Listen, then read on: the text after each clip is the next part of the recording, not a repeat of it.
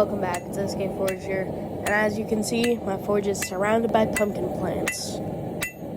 But anyways, right now I'm forging a hook to hold some cords in the garage. Right here I'm spreading out the end of my material with the crossbeam on my hammer, and basically creates like a fishtail kind of look.